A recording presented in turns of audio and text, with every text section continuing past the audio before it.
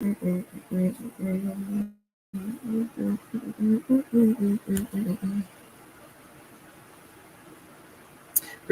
everyone. Just pulling my rig together. This setup until I can figure out how to get somebody out here to deal with my broadband connection.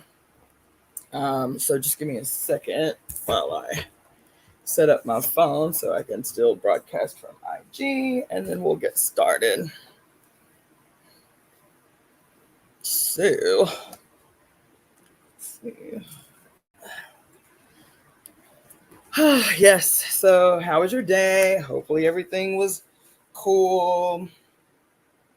I didn't get a single thing accomplished today. I had so much on my list of things to do, but it was one of those days where I was just like, you know what? I'm not going to do nothing. That's exactly what's going to happen. I'm going to absolutely do nothing productive, nothing that I'm supposed to, nothing. Tomorrow is another day, and that is when that can happen. Okay. So I guess that's good enough. All right. So let me get. Whoa, shit. Son of a biatch. All right. All right. Greetings, Letitia. Letitia, I want you to call me.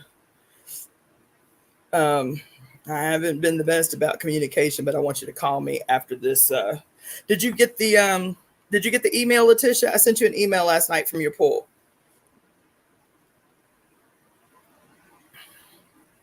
It was hot. Okay. Did you get your email, Letitia? I pulled for you last night.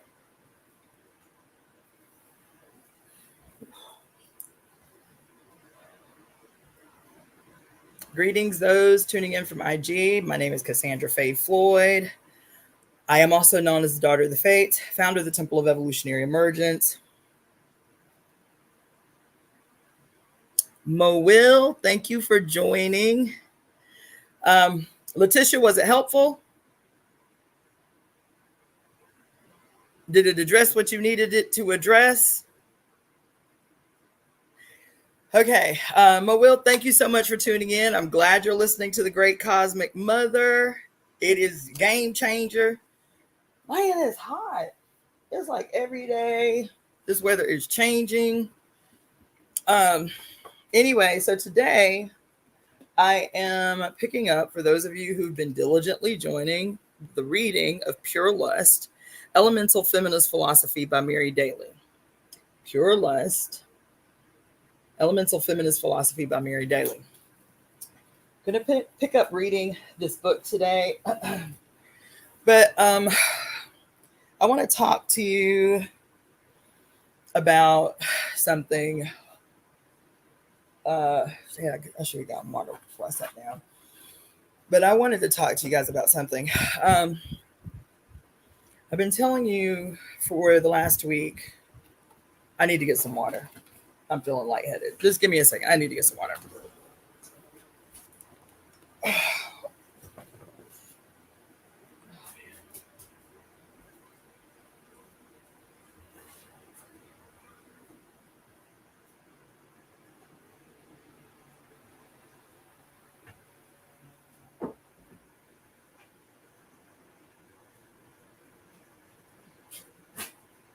Don't go anywhere. I'm coming back. I just need to get water.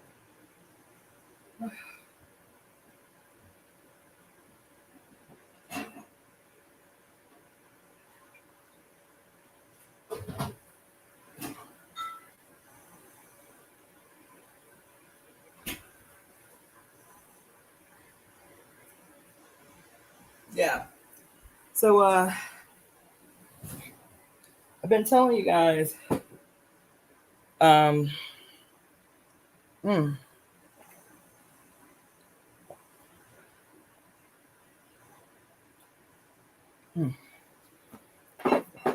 that for the last week to just be mindful, be open, listen, be open to hear, be able to act on what you receive. I hear so many people talking about, because it's so common, the language is so common, that it's so common that it's overwhelming. Greetings, my Amy. This language of spiritual movements, this language of the so-called and mindfulness and all of this. There's so much information proliferating every aspect of our lives that it too, no matter how good the intention, can be overwhelming and can take us out of our bodies, can make it so that we're not present. And I'm saying that because this week I've been doing a lot. I've been doing two lives a day, which these lives are energetic work, right? And then the energetic work that I do to sustain my life as a practitioner, as a healer. I was like, why? Yeah, it's only, maybe 3 hours a day that I'm committing to doing these lives so I can put people, on game and make it so that they have the ability to power up this week or whatever. But I have been, up until today, what I thought was unexplainably, that's the right word, exhausted, wiped out. You know what I'm saying? And,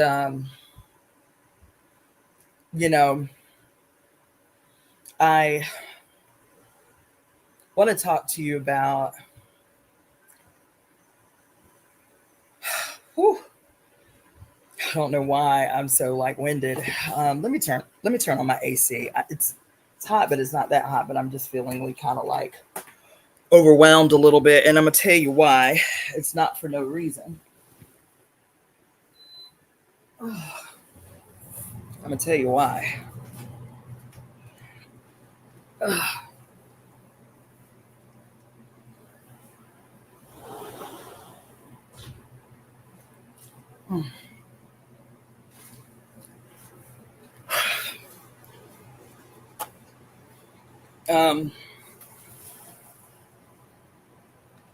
I have been very mindful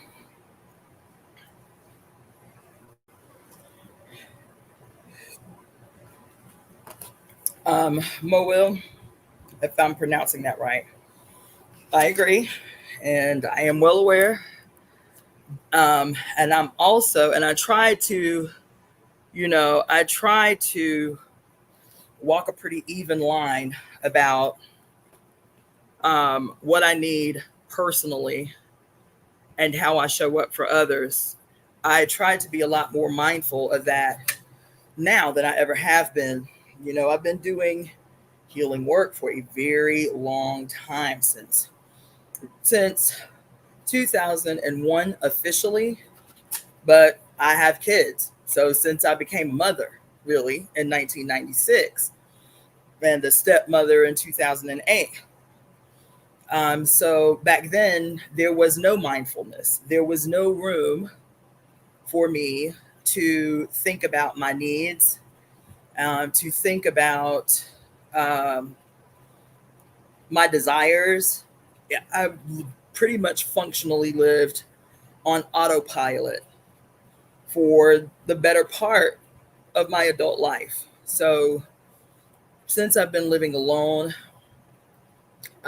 which has been uh, since 2014, essentially. I mean, I've had roommates here and there, but since I've been living alone, meaning not being direct caretakers of others, my kids, namely my child and my stepchildren and my godchildren, I've been alone since 2014. And so it has provided a lot more time for me to check in with myself about my needs and are they being met, and am I taking the time that I require for myself, and all those things. It's not really what I wanted to get into, but it was important for me to say that because um, there are so, and then I should also preface by saying I am still afflicted with many of the stereotypical afflictions of being a Virgo.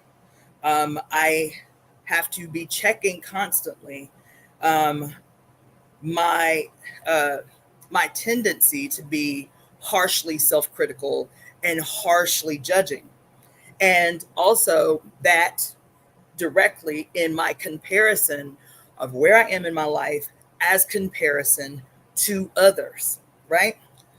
I'm saying that because in this project that I initiated officially last year, November of last year, in the building of the Temple of Evolutionary Emergence, another thing that Virgos are very, very, very guilty of is,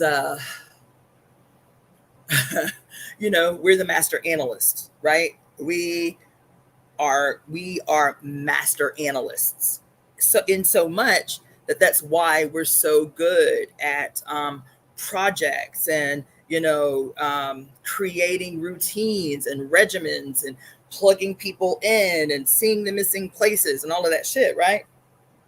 But that gift that we have to see what is typically unseen or it seems mundane to others, which makes us really great organizers and so on and so forth. When that steps out of balance, what happens is we are still the master organizers, the perfectionists, if you will, but so much so that it halts, it stalls our ability to move forward because we want to imagine perfection in every detail. So let me show you something. When I was getting ready for my birthday, I made a list of things that I would like to attempt to accomplish before my birthday. And as I accomplished those things, I was marking them off the list, right? This is my list. This was just 2 months. This was just 2 months before my birthday, right? And so I didn't, but in my past, seeing all of those things that are unmarked, seeing all of those ambitions that I had, which to the outside world might seem like unrealistic ambitions, it's a hell of a list, right? My tendency in the past would have been to, instead of congratulating myself on the things that I accomplished, it would have been to ruminate on those things that I did not accomplish. So I was very mindful of that. I was like, okay, girl, you did that. You feel me? Instead of saying, damn, that's a lot of shit you didn't get to, you didn't get done, whatever. I'm still alive, so those things can still be accomplished. So this is the example of what I mean by like the daily work and acknowledging what tendencies can exist or present themselves when like veering out of alignment, right? So that's just one example. But the other reason I showed y'all this is because we are the master like visionary list makers. Problem is, a lot of the time we get stagnated on creating perfection in the idea phase to the point that we don't make no moves in the world. Ooh, right? That's a big one. So even though I finally took the leap last year to create the Temple of Evolutionary Emergence, and when I say create, I don't mean just in the idea phase, like getting out there in the world right away, getting it registered as a 501c3, all the tedious ass goddamn bureaucratic paperwork that I hate more than anything on earth, doing that shit and drudging through it to get the temple established. There's still been, a lot of stalemate. So one of the themes of this week that I've been talking to you about every night that I've been doing these lives is about courage to act. Courage to act, courage to let the shadow be seen, right? All of those things. And so that's kind of what I'm ruminating on today is like with a Temple of Evolutionary Emergence, these things that I do are not separate. When I tell you that every waking day, that every minute of every day, that even when I'm putting my hands on people therapeutically, All I am thinking about is how to set this shit off, how to catapult the temple out in the world in a way that people can receive it for the truth that it is, right? Even though I launched the temple last year, this is something that has been in the works and in the makings for a very long time. And when I say a very long time, I mean it is the quintessential Virgo stalemate, trying to create perfection before you act. And anybody who knows me or who has known me for a significant period of time, 5 years or more, knows that I have been joking about starting a cult, which is not what the temple is, but starting a cult or starting my own religion, probably since 2014, 2015. Okay? I'm saying this because one of the things that I have ruminated over for that same period of time is double-edged. One is being extraordinarily mindful not to, in my need to do what I feel called to do, rush it in a way that I repeat errors of the past, of others in the past, who, and we can point those others out, people, men and women who started out with great intentions, genuine, true, real intentions. And then after they do what they do, it's like this catastrophic fall into stereotypical shit that we associate with, quote, new religions or cults. And that's not anything I'm interested in. One.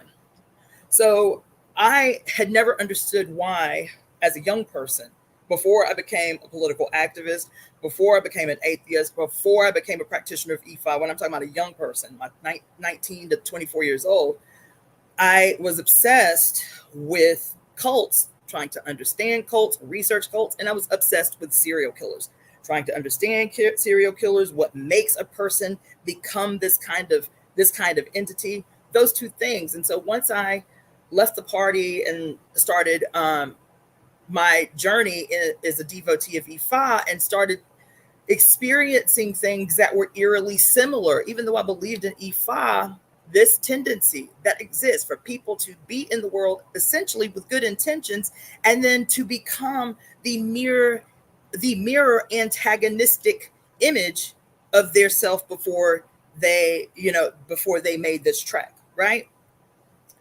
And I have told y'all, some of you don't know me, some of you have never seen my lives, but I have repeated many, many times, you will see it in many of the videos that I have done, that I was also extremely cautious for a reason, mindful for a reason, because I understand how our childhoods and the conditioning of our childhoods can, without us even trying, have us default into fucked up behavior. And I wanted to also be able to see those tendencies when they arose in myself so I could check them right away, right? And so I have told y'all many, many times that part of my caution in movement in the world is because I was born into a religious cult, one of the most popular end of the world religious cults of the 1970s. My parents met in this cult, they married in this cult, and had me in this cult. Both of their parents, who did not know each other, picked up their whole families and moved to the middle of nowhere, Alabama, to follow this cult, this end of the world cult. And not only recognizing that, but having clear, vivid memories. And we left the cult when I was little less than 5 years old, and having clear, vivid memories of my time in that cult.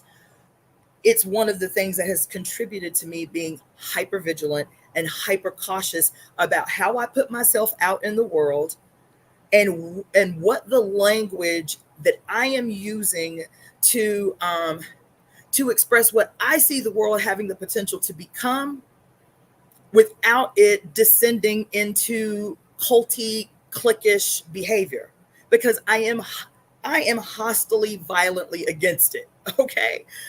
And so I'm watching now, I have been for a few years, watching every documentary I can about cults, because I live in a city Los Angeles, California, that is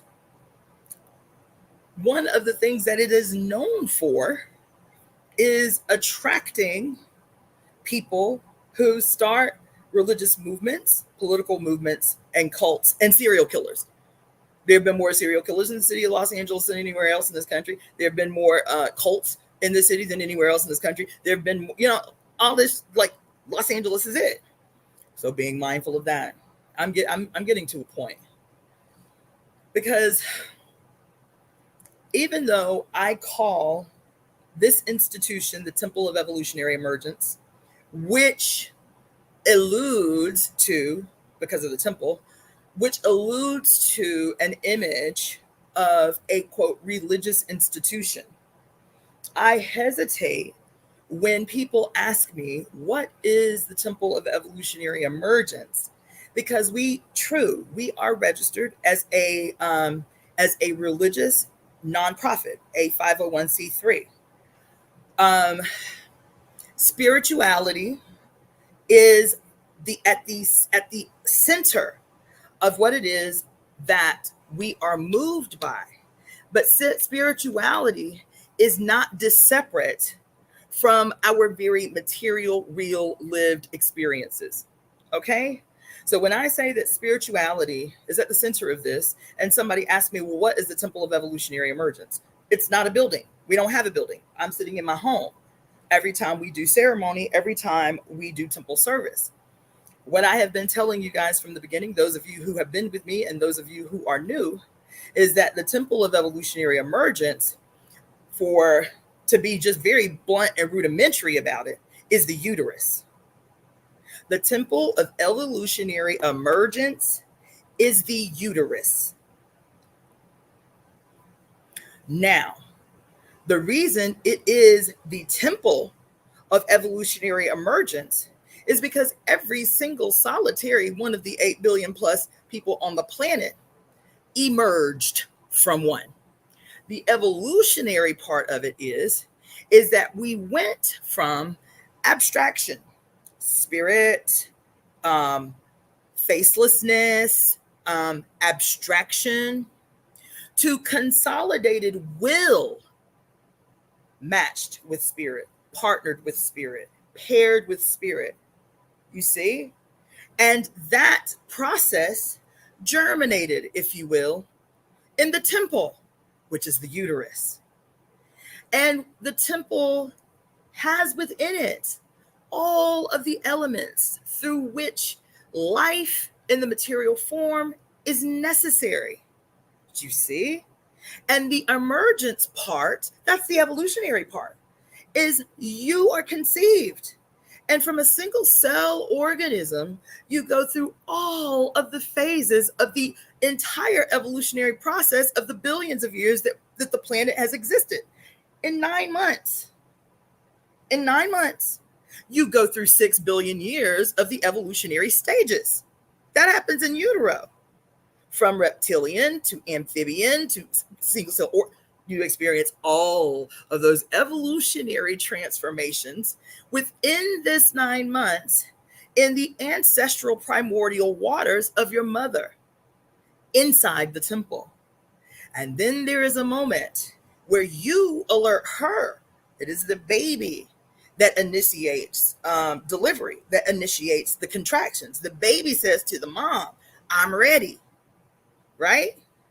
And when the baby alerts the mother that it is time for her or him to emerge, this ebb and flow, this dance that happens between mother and entity, baby, begins. And then to finalize or concretize this process, the mother, through pain and joy and pleasure and ecstasy and hope and certainty, willingly sacrifices her body and her current identity to ensure that you have the ability to be, right? That contract between you and your mother is your holy baptismal in her ancestral primordial waters, that is completed, if uninterrupted, that is completed through the consecration of that contract with her blood sealing the contract at the top of your head, your crown, as you split her open. It's not a small statement that I'm making, and I am not talking ambiguously or figuratively. This is what I mean. This is what I came to understand when building this process, when consolidating this process. To be clear, that when people ask me, I'm not talking about a religion. Y'all haven't seen me do a prayer. Y'all barely see me do ritual, as it were. Although I do ritual, I have ritualistic practices, right? Y'all haven't seen me, lay prostrate or facilitate, a meditation or chanting or whatever. Y'all haven't seen me do that, because I recognize the process of our existence daily is both evolutionary and daily we emerge. Daily. We emerge daily from the black of our mother's womb into the light of the new day. Daily, we play out this show. We play out daily. We play out daily this relationship that we have with the mother, that is always repeating, that's always reassuring us that the mother is caring for us, that our mother is daily doing what needs to be done to ensure our existence, you see? And so even as through this year of really extraordinarily trying shit, I launched the temple, which was radical. It was a huge, courageous leap for me to put myself out that way.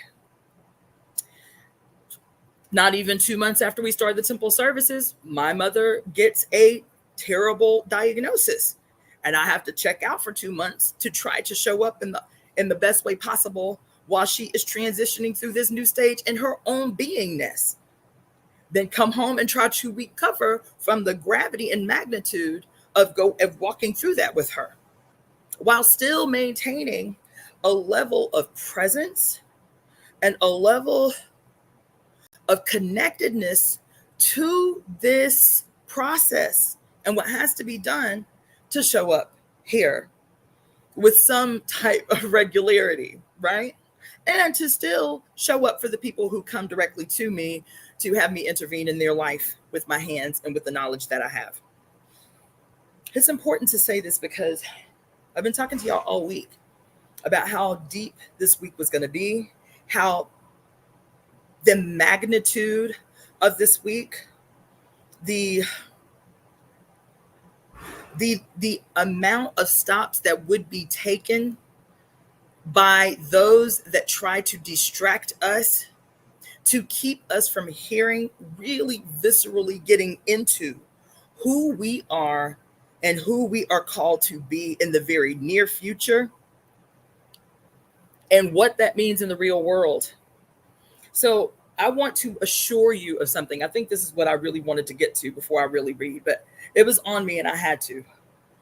I want to assure you that when I talk about the Temple of Evolutionary Emergence, I am talking about, and I've said it before, but I want to reiterate it, the daily, from moment to moment, awareness and acknowledgement of the perfection of this process, the perfection of our existence, regardless of what our lives may look like on the outside, the certainty that our existence, that our beingness right now is not only perfect, but necessary. Every single one of us. It's not only perfect and but it is necessary. And I fought with that for a long time. I was like, because I believe it in my spirit, like, damn, yes, the process is perfect. The likelihood, statistically, of you existing as you in this moment, born to your parents, whatever, is like 1 in several trillion chances that you would have ever existed. That's a miracle to me. However, when it becomes very easy as a political activist, as one who is genuinely concerned with the health of the planet, human beings on the planet, right? It is also important to acknowledge what I was telling y'all last week, that when we are so far from ourselves, when we are so far from a memory of ourselves, of who we are, of how we are supposed to function. Remember, I made the analogy about what cancer is? Cancer begins as one single cell out of the billions of cells in your body. One single cell that is perfect, forgetting how to be, forgetting who it is, what its function and role is, and how to be. And that cell, forgetting how to be, begins to run amok, becomes lethal, becomes toxic, infecting everything around it. You see, this is what we're experiencing on the planet. And so it's easy to be outraged by the malignancy that we see on earth in the form of human beings forgetting how to be human. It is easy to become outraged and enraged by malignant, catastrophic behavior of those who exist, who were born perfect through a perfect process, when they forget what it means to be human, not only within the self, but within the context of the whole and the context of the one. That they become self-destructive, and in that self-destructive process, they begin to destroy everything around them. So rage is a righteous experience. To anger is a righteous emotion. But without outlets for that rage, that anger, that frustration, that grief, that hurt, without outlets for those emotions, we too become out of sync. We take them on, and in Chinese medicine, we call unresolved, unaddressed emotions the evils. The emotions become evil. You understand? And I'm saying this because all week, since October 4th or 5th, when that blackout shit happened. As a matter of fact, it was the next day. Since October 5th, we have been inundated with images of something happening in the Middle East, with this conflict happening in the Middle East with Israel and Palestine. I'm not going to say anything about it. I am addressing it within the context of what I'm telling you. Okay? That I will never be one, as the founder of the Temple of Evolutionary Emergence, to tell you to live in a commune. You will never hear me tell you that. I will never be one who tells you to end or limit your relationships with your family members or friends because they don't get it. I will never do that. I will never tell you to worship me. I will never tell you that. I will never tell you that. I will say that y'all need to fucking listen, because those of us in particular, and y'all know who y'all talking about. Y'all know who I'm talking about. We are, and you have to acknowledge it, and you have to receive it. We are the true conduits through which the mother is speaking right now. She speaks through every last one of us. Everybody on earth, she got something to say to. But the mothers of this planet, and I'm talking about the ancient primordial mothers of this planet. You understand? We have been silenced long enough. So while I will never tell you to worship me, I will tell you that you have to listen if you want to move forward in your own evolutionary process. I'll tell you that. I will not demand it. I will never tell you to do something against your will. I won't. I will never deny anyone sovereignty. You hear me? I will never deny anyone their sovereignty. Never. Not from this day to the day I die. I will never deny person sovereignty. Not children, not young adults, no one. You understand? I will give directives. I will make challenges. But I just want you to know, and I think it was important for me to say this. I will never use my personal spiritual beliefs as a weapon to guilt you into anything. I'm not interested in that. I'm not interested in it. I'm not interested. I'm not interested in hierarchies.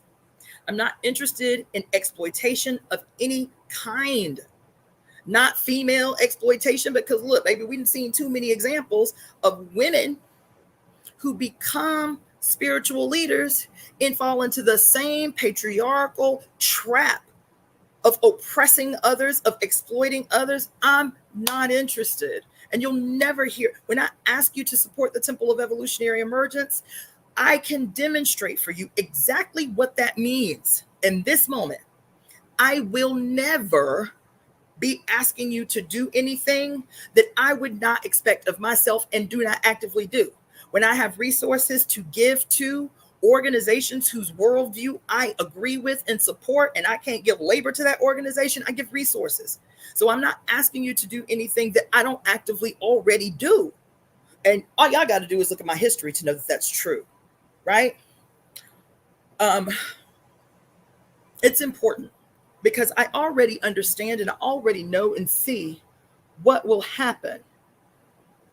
That's why I study. That's why I study the history of these organizations and cults and all of that shit, is because I already know what to expect from certain people. I already know what to expect from Christians. I already know what to expect from the state. And I am really in a process of preparing myself for that. I'm really in a process. Greetings, Tanya. I spent over 10 years of my life in a revolutionary organization, already understanding how the state moves and what the state does. I'm well versed in how this and who the state is and how the state presents itself. Understand?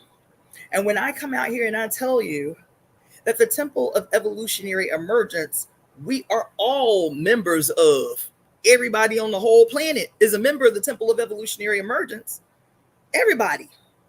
Because we were all born. Because we all exist. We all exist. The only reason that could be is because of some uterus somewhere. You understand? That's the only reason that we get the conflict, the love, the hate, the experience, the flesh, the sun, our relationship to it, everything is because of this uterus. You understand? So when I talk to you about the Temple of Evolutionary Emergence, why I'm taking so long to launch this website, yes, partly it is because of the perfectionist tendencies of Virgos. Yes, I can admit that. It is also partly because I am exhausted. I'm tired, and I know what I want to say and visualize what I want to see on a website, but I'm tired. I'm tired, right?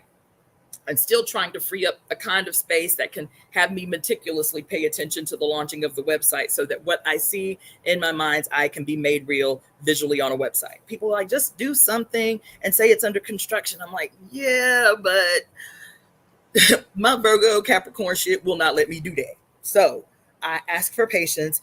And in the meantime, I will still continue to do these lives. And the other aspect of what I put forward as the Temple of Evolutionary Emergence is the Temple of Evolutionary Emergence is both a spiritual movement, if you will, but it is also an institution that is interested in nothing else other than complete and total interpersonal sovereignty within the context of creating global sovereignty.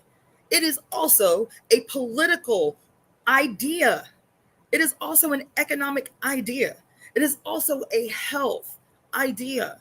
It is also like a nationalist idea, and not nationalism as in nations or states or races. It's a nationalist idea because it's an internationalist idea. If anything, global nationalism, but not in hierarchies, not in top-down leadership, not in splits in society, not in our proximity to wealth is what gives us proximity to spiritual ascension or some weird ass shit like that. I'm not interested in any of that. I'm not interested. That's another thing.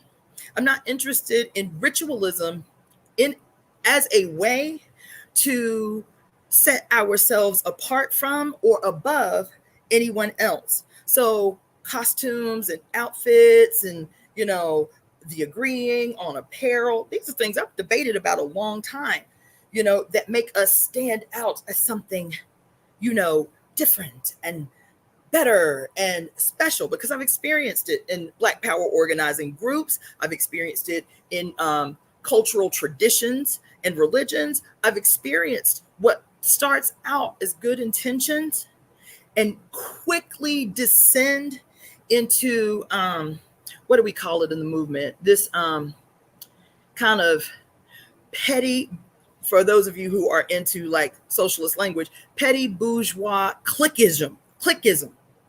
You understand? This way that once we acquire some level of information or knowledge or wisdom or information, we don't see it.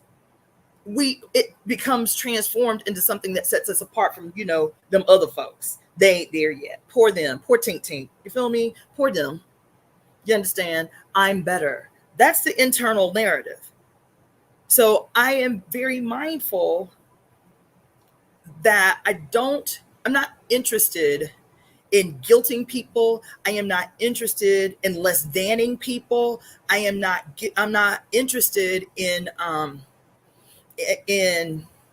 anything like that. And that's what I want to be really mindful and cognizant of while we're still in the stages of infancy of the temple of evolutionary emergence. You understand?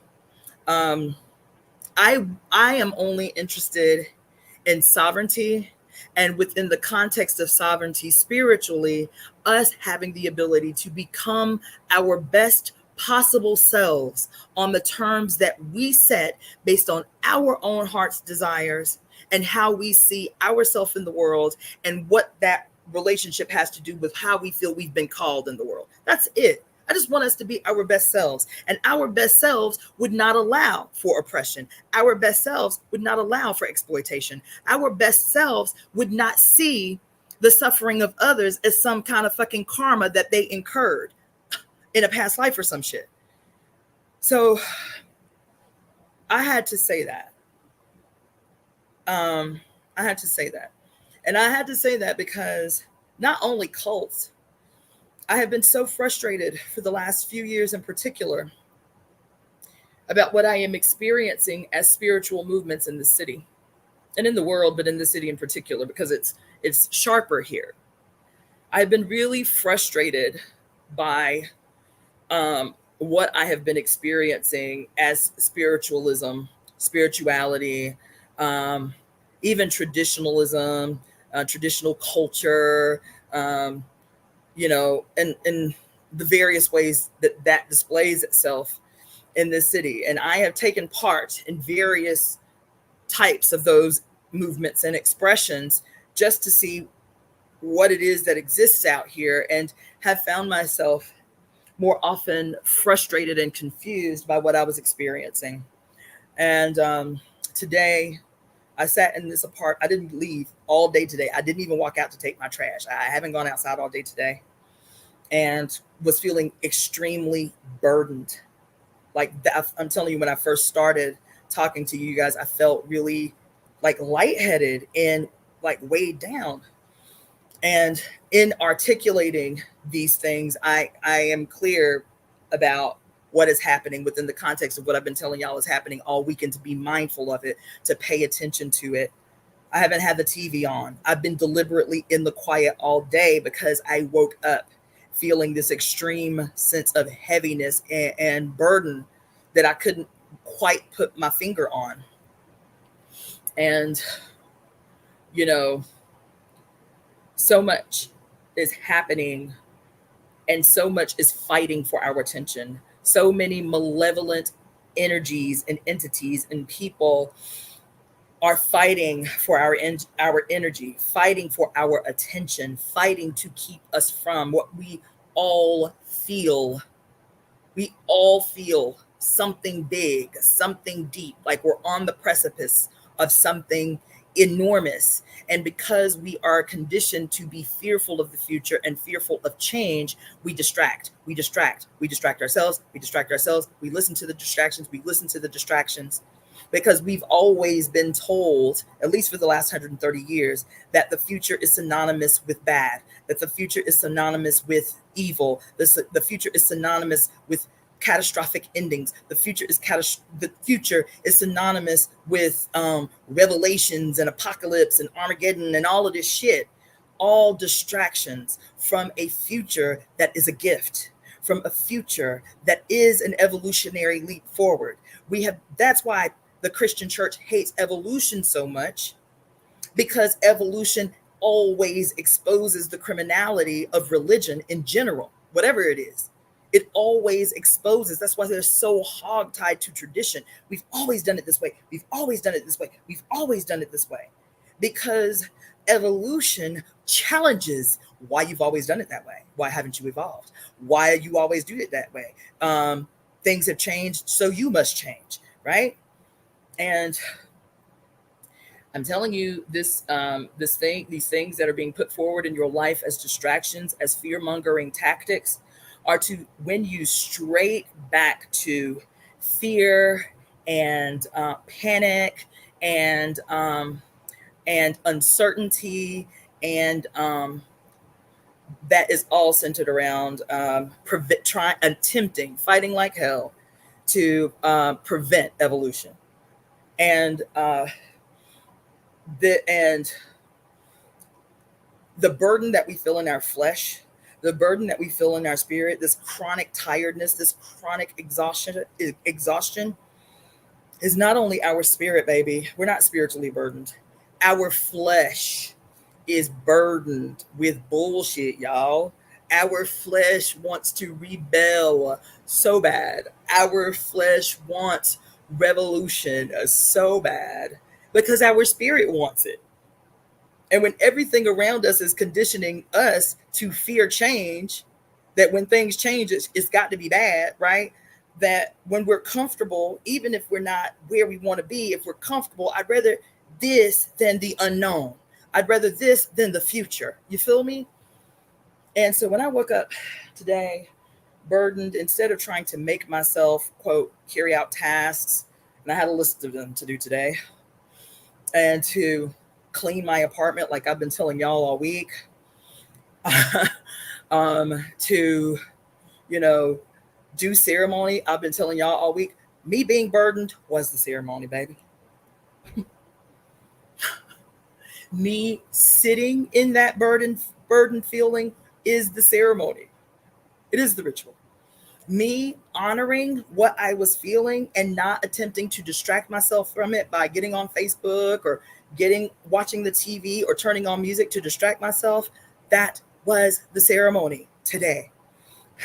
So when I was feeling lightheaded, when I first got on this call, that's what it felt like. It felt like those moments when I am when I am on plant medicine and I feel myself overcome by spirit. That's what it felt like. And, ooh, child, I'm just telling you, man,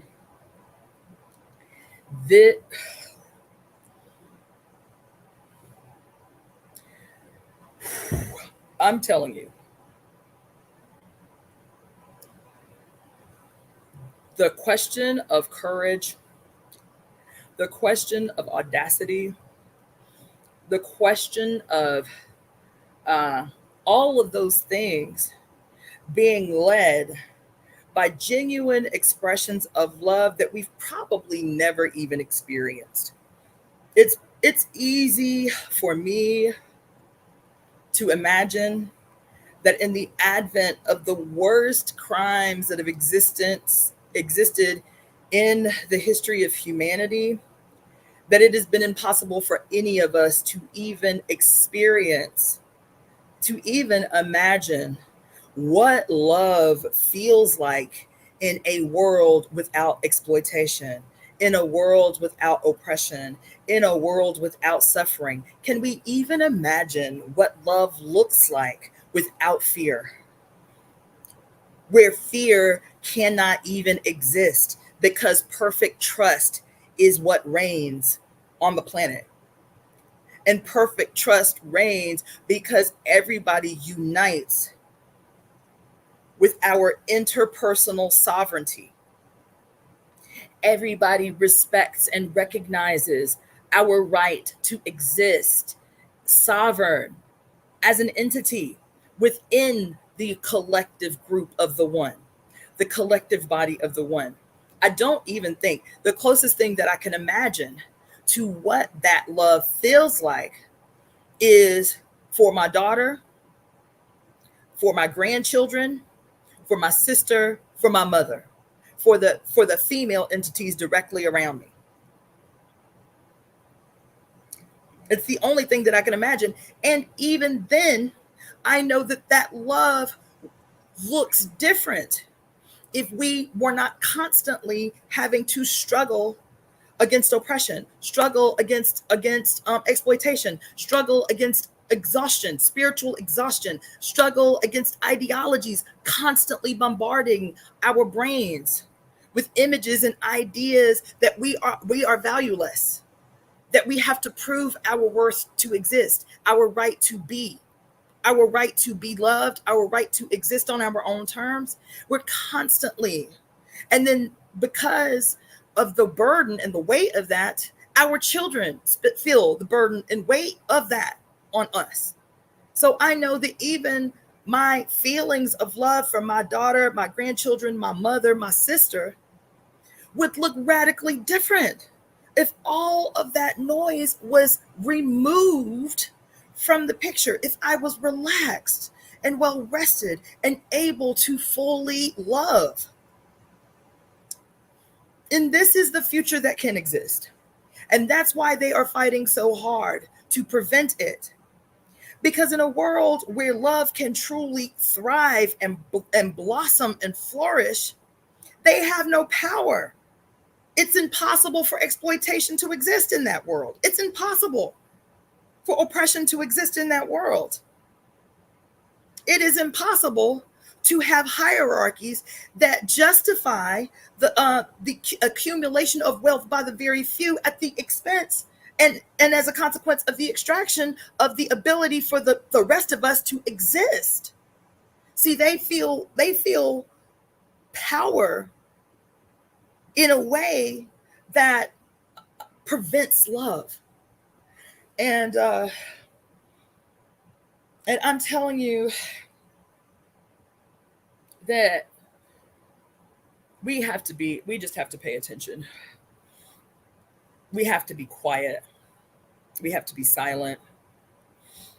You know, today was a lesson, because when I tell you I did not do one seemingly progressive thing today, not one, not one.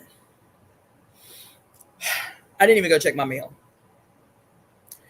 And my default is to be self-critical when I do that. When I quote sleep too late and let the day get away from me, and damn, I had this list of shit to do. And my default is to be self-judging and self-critical, self-abusive.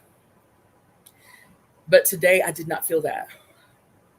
Today I did not feel that. Today I honored that. Today I honored that. I didn't do anything seemingly ritualistic I didn't light a candle, didn't burn no sage.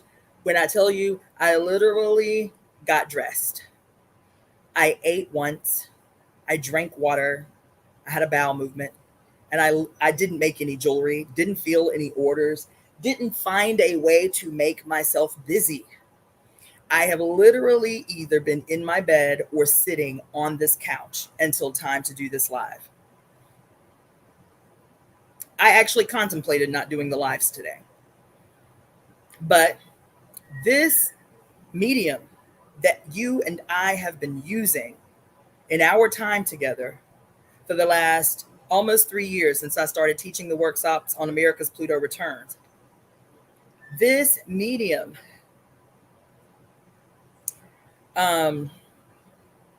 is right now, while we have it, the conduit that is allowing us to redefine the future, to redefine spirituality, to redefine wholeness, to redefine our own ambitions and desires and dreams.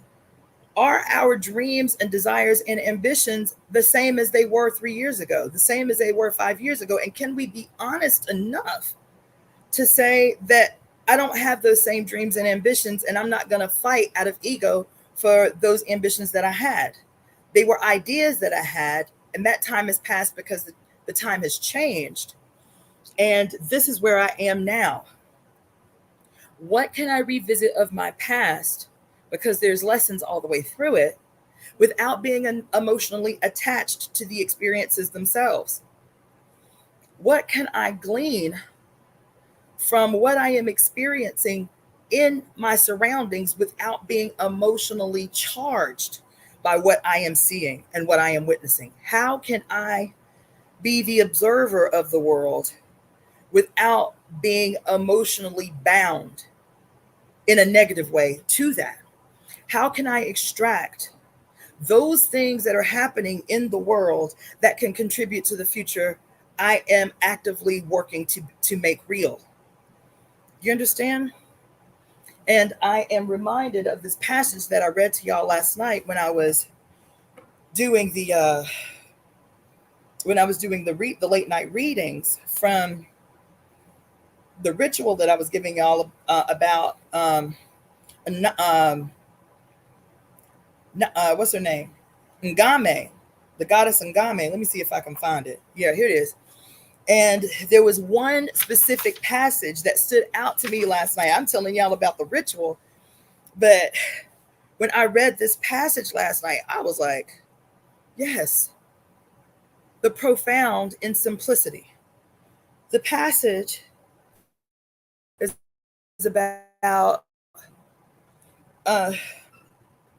this is the quote from the book. My Ashanti teacher was sharing the power of plantain leaves with me as a sacred manifestation tool. I said to him, I thought you said we were going to be talking about how to predict the future today. He seemed confused. He said to me, we are. You predict the future by creating it. You predict the future by creating it. You predict the future by creating it. And I had read that so many times before, but last night it read different. Last night it resonated differently.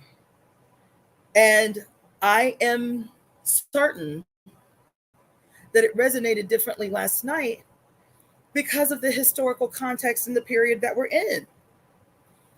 Because of this most wonderful week that I have been preaching to you guys about for the last week and a half, telling you to prepare for and be present in. It resonated differently last night because for the last 3 years, I have been saying that what we're in the process of doing, I'm just not, quote, teaching y'all. I'm not just, quote, rapping at y'all to win y'all to my position. That's not what's happening. For 3 years, I have been telling you, and more specifically for this last year since we built the temple, that we are conspiring with every word that we say to create the future that we say we want made real. And that the collective, unified, breathing together these words ensures a certain future.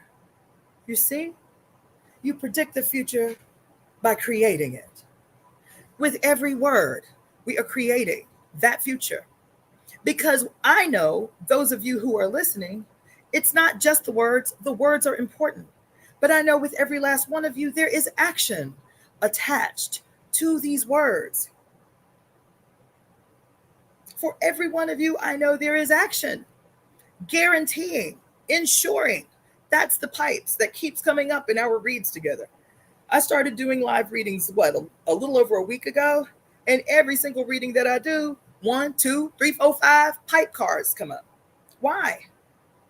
Because we are the instruments of total creation. We breathe together and there is something that results. That's not a spirit, that's not just strictly a spiritual statement. Everything that is, everything that we use, everything that makes our lives comfortable is the evidence is evidence of conspiracy. Why do I say that? Everything that is the evidence of the effectiveness of conspiracy. Because to have an idea that is made audible to others, that those others come together and create something in the material realm. Simple. This book was the culmination of other energy, not just hers. These ideas emerged from her consciousness, but the contributions to her consciousness were other books that had been written, other experiences with other human beings that she had. The book itself she wrote, but it was the culmination of the typewriter she needed that was invented by somebody else, the publisher she needed to ensure that it became, those things in her head became a material force that can impact us. Hell, 40 plus years later, almost 50 years later, this year, 50 years later, this book is 50 years old. Do you understand? Everything that exists is the evidence of the effectiveness of conspiracy. Us breathing together allowed to ensure a certain result. That's what conspiracy means. So when I talk about us conspiring to create this future, this brother in this book, this Akan priest who says, what you mean? I thought you was going to be teaching us about how to predict the future. We are predicting the future right now with me showing you how to use plantain leaves as a manifestation tool. This is how you predict the future. You create it. You create it. What does it mean? It means to ensure a certain outcome, to ensure a certain result. Certain as in definitive. You see? And so when I talk to you, when I talk to others, and when you try to explain to them in the absence of me having written a manifesto, which I'm working on, me having put our platform on a website, which I'm working on, in the absence of me, having written any articles or anything about the temple and why I started it, which I'm working on. And you want to explain who is Cassandra, who is this woman who calls herself the daughter of the fates, and what is the Temple of Evolutionary Emergence? You can be complicated about it. It's a spiritual movement that's centered in the worship of the goddess. That's cool. It's very vague, but that's cool because it's true. You can say it is led by this woman who has been guided through her experience in political organizations, revolutionary political organizations, and traditional African spiritual traditions and religions, and who was born in a religious cult, and all of these things culminating in the epiphany to develop the Temple of Evolutionary Emergence. You can say all of that, and it is true.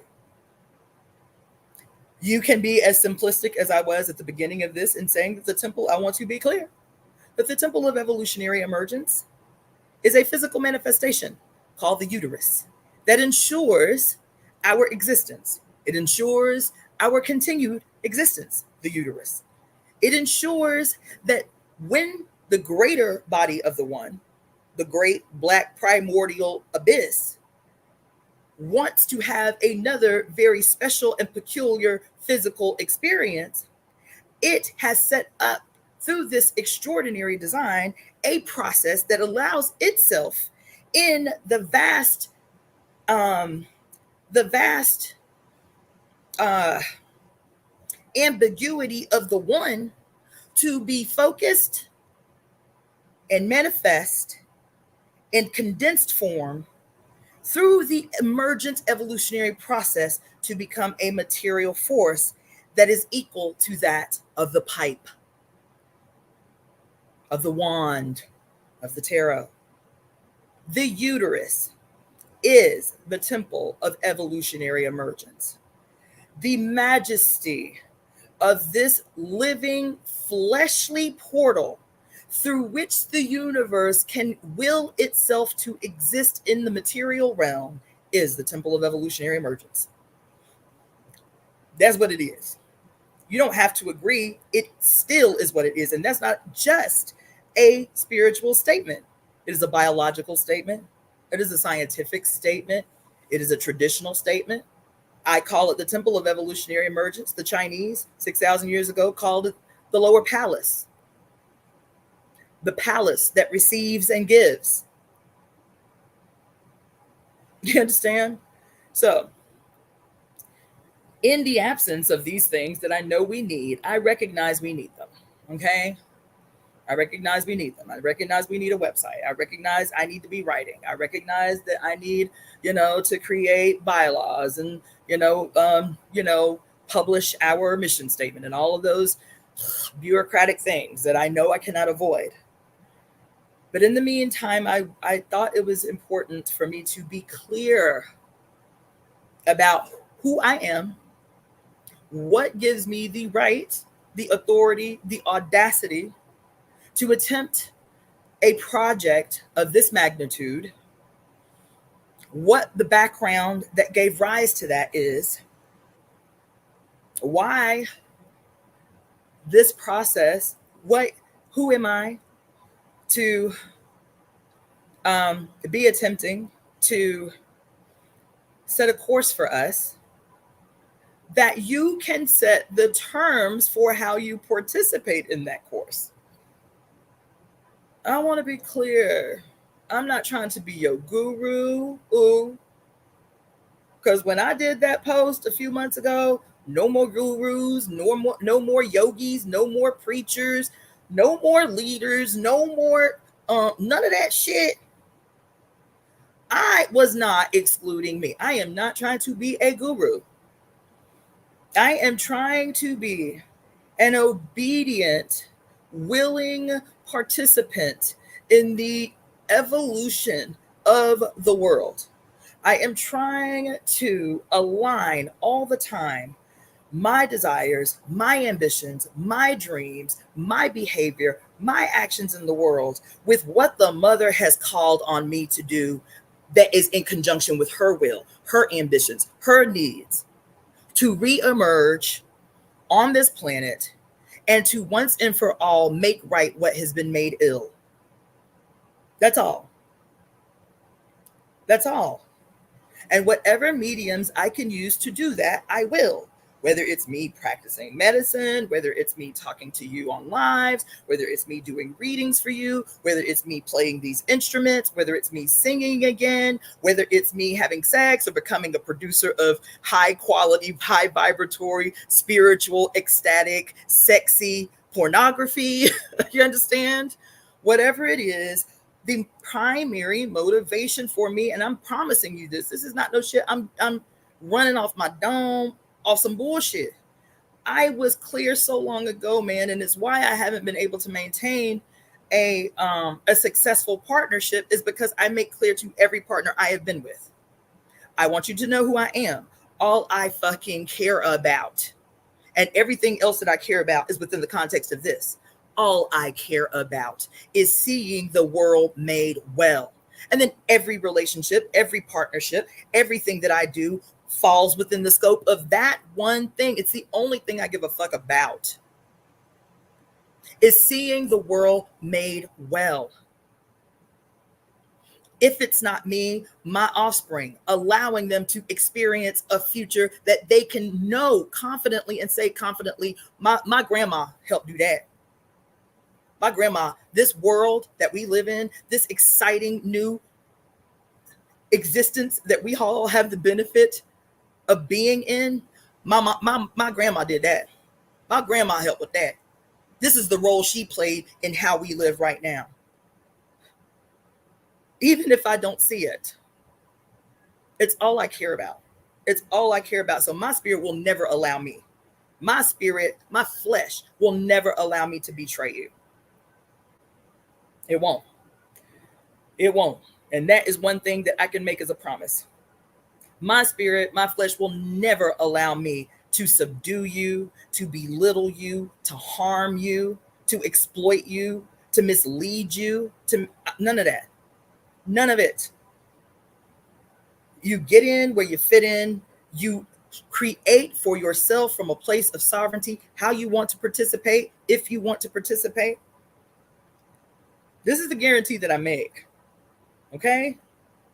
I am interested in nothing if it does not center around the role that it can play in the total, absolute transformation of the world that is centered in the exaltation of the mother. That is all. Okay?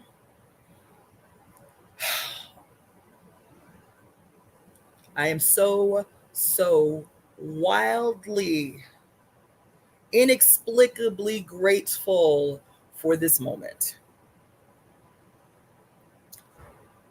I am so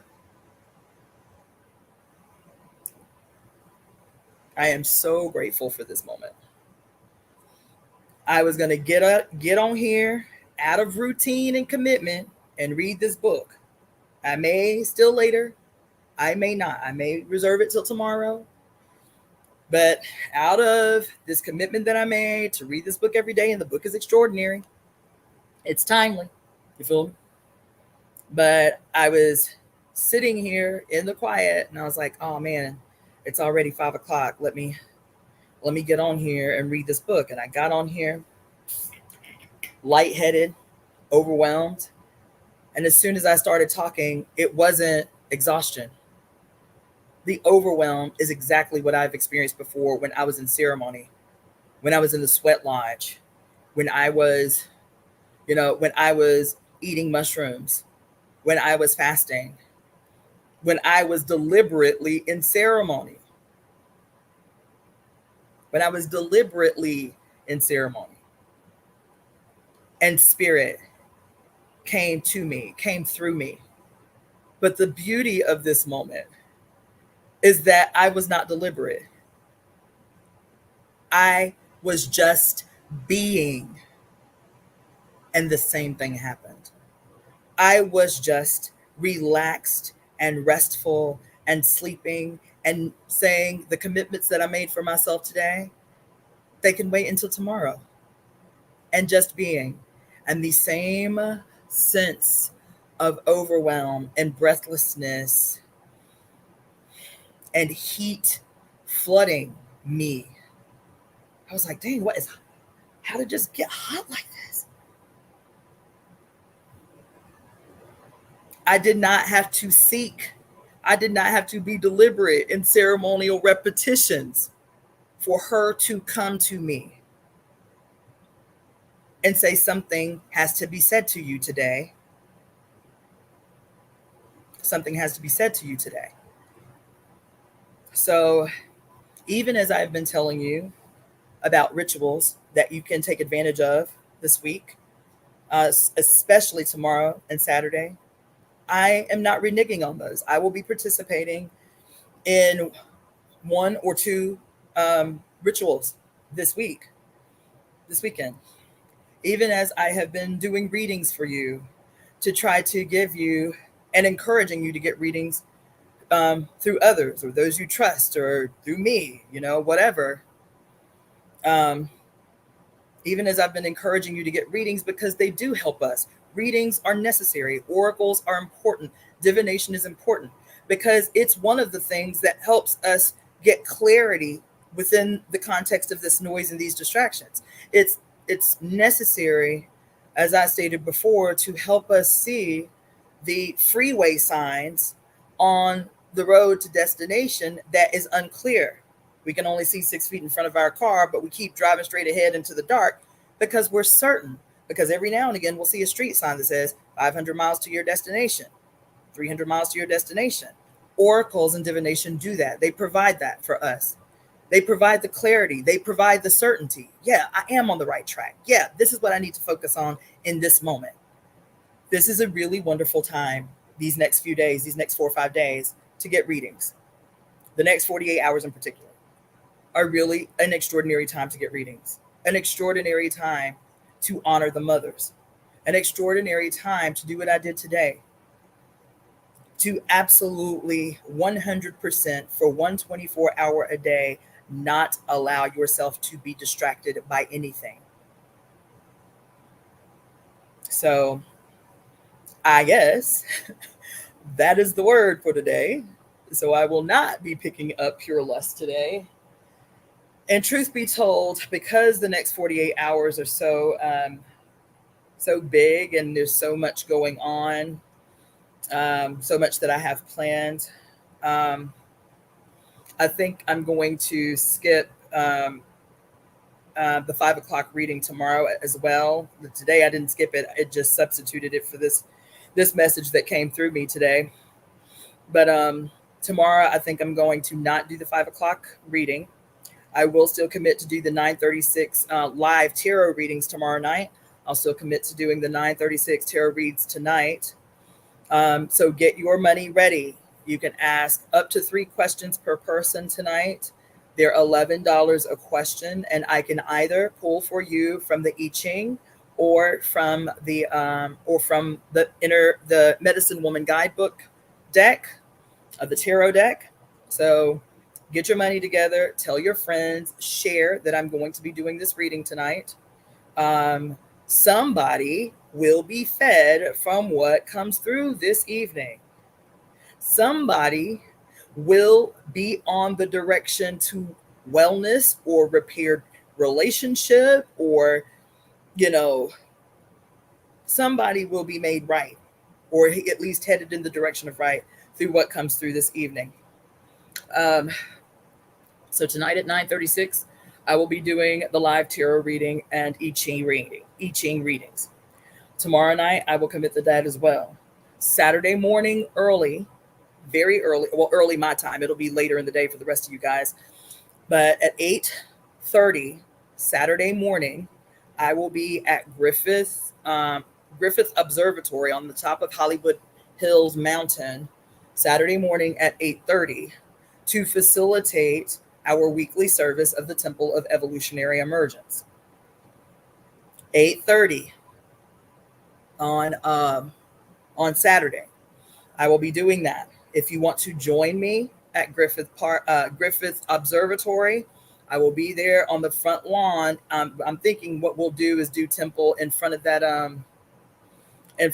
obnoxious giant 4-man statue in front of the observatory of all the great astronomers of the age.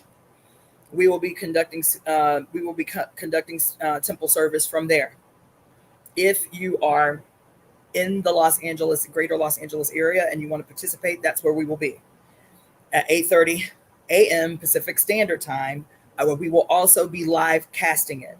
I don't know what I'm going to go tomorrow to find out what the technological possibilities are, because right now I stream from 4 places. I stream IG, YouTube, Facebook, and Twitch. I use Streamline to do that. So I don't know if I will have internet access up there, and if so, how strong it will be. Will I be able to broadcast from all of these areas? I'll be able to tell you guys that tomorrow after I go up there and see what the possibilities are. It may be something as rudimentary as having my homegirl just live stream through my phone using my YouTube account. So worst case scenario, it'll only be live streamed through YouTube from my phone. Best case scenario, I'll be able to do what I'm doing now, which is live stream through all 4 of those mediums. Okay. So this is what it is. And the other thing that I would encourage you to do, I told you about, decluttering and making it a ritual. I told you if you have a partner, a lover, or whatever, a husband, a wife, children, materialize your love for them. Do some kind of out of the way, unexpected, actionable display of love for your partner or your children. Whatever that materialization of love looks like. If you are single, then those same displays of the materialization of love that you would give someone outwardly that you love, do those same things for yourself. Display materially those same things for yourself that you would for others, when you want to go out of your way to show love for them. You understand? The other thing that I will say, and I have been saying, is, baby, what a wonderful, in the height of this time of Venus, what a wonderful time to be experiencing orgasms regularly. Okay. So experience lots of orgasms, especially tomorrow and Saturday. Lots of orgasms, really, whatever your bag is, sexually, whether it's kink or whether it's whatever, explore that, but be purposeful about it. Go into it saying, yes, I want this orgasm because I recognize orgasm, lovemaking is ritual. It is. So whatever energy you're going into it with, that's where your ritual is focusing. So if it's stress relief, that's where your energy is focusing. So have orgasms. I'm conducting ceremony on Saturday morning through the temple service. Saturday night, I'm going dancing. Hard dancing, like tennis shoes, no makeup, hair up in a ponytail, because I'm about to sweat my ass off dancing. And for those that are interested, this Saturday, October 14th, is it happens twice a month. It's a old school Chicago style house party that is organized twice a month by this organization called Juju Life Social Club. Just like it sounds, Juju Life Social Club. I think it's jujulifesocialclub.com. Just Google Juju Life or Juju Life Social Club. And if you want to join me at Juju Life Social Club this Saturday night, that's when it's happening. It's always the turn up. There's Jamaican food. They got in the way back a dude that makes fire ass Jamaican food. They got a bar, and the music is always jamming. So if you want to join me out there, go to Juju Life Social Club, because it's easier to go ahead and pay up front for entry. Plus it's $5 cheaper if you pay ahead of time. And then make sure you tell the woman at the door, Michelle, that Cassandra sent you. Make sure you tell them that Cassandra sent you. Okay. So that's all I really have to say about that. So tonight at 9:36, tomorrow at 9:36, Saturday at 8:30 a.m. Pacific Standard Time. I see you, Tanya. Well, join the live stream. If you can't come, if you can't teleport, join the live stream. Oh, you're talking about the dancing. Yeah, I know. But you live in a dope ass city, girl. You live in a city. Find something awesome to do Saturday night. Birmingham is the shit. You feel me? Find something awesome to do in Birmingham, and just be deliberate when you go out. It's not a normal night of going out. Tonight I'm going out because it's what ceremony requires of me. It's what spirit requires of me. The turn up. Okay. So that's all I have to say about that. Please support the Temple of Evolutionary Emergence. For those of you tuning in through Facebook, YouTube, or Twitch, you can see across the bottom of the screen ways that you can make contributions to the Temple of Evolutionary Emergence: Cashapp, PayPal, Venmo, or Zelle. For those of you tuning in via IG, you can see this little piece of paper that I'm going to have to figure out how to be more technical about, like print out. I don't know how to do that. Whatever. I'm going to figure it out. Maybe if I just print some shit. You can go to my My Facebook page, we have a Temple of Evolutionary Emergence Facebook group for right now. Everything that I talk to you guys about, it's streamed through there and information is there. So if you want to make a contribution, you can always go to my Facebook page and type in Temple of Evolutionary Emergence. The Facebook group will come up. There's no restrictions on joining, so just join. And then also other ways that you can support the temple is go to my Etsy page. I just posted a bunch of new jewelry I made within the last 72 hours. My Etsy store is Daughter of the Fates, one word, Daughter of the Fates.etsy.com. Okay, cool, Tanya. Email me, Tanya. I don't know if I have your email or not, but email me, releaseheartcenter@gmail.com. Thank you for doing that. Yeah, email me, releaseheartcenter@gmail.com, and I will send that to you. Yeah, so let's see. Let me go back and read some of these comments because I was in a vibe and I didn't want to break it, but I also want to be able to answer any questions or address any comments that you guys had.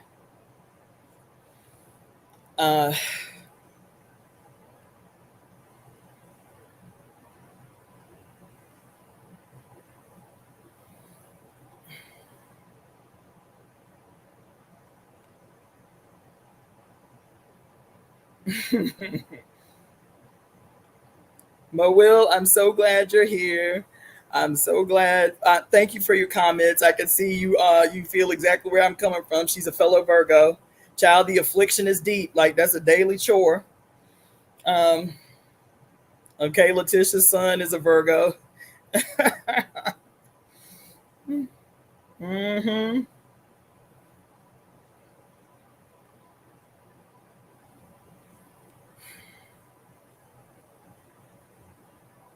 Yes. Okay. So thank you all for your comments. Thank you all for like kind of walking with me through this moment I was having.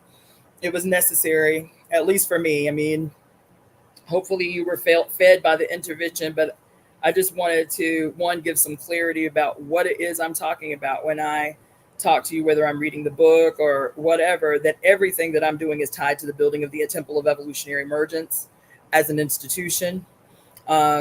And then to be clear about what that means when you're supporting us, when you're supporting this process, when you're supporting this project, what that means. So thank you. My name is Cassandra Floyd, also known as Daughter of the Fates. I'm the founder of the Temple of Evolutionary Emergence. I will see you again in a few hours for the nightly, this week only. I ain't doing this shit every week, but the nightly reading this powerful week of the Tarot and the I Ching. Tune in at 9:36 p.m. And I will see you again in a couple of hours. All right. Peace.